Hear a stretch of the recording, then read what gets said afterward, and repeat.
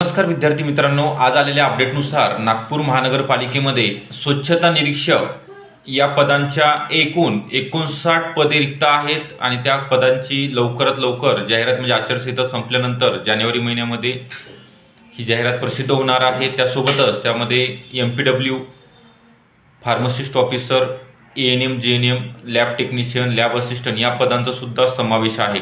हे RTI टाकला होता, RTI मार्फत ही आपल्याला माहिती मिळालेली आहे। तर हे RTIची जी कॉपी आहे ती आपण टेलिग्राम चॅनलला सुद्धा तुम्हाला सेंड करणार आहोत तुम्हाला वाचण्याकरिता।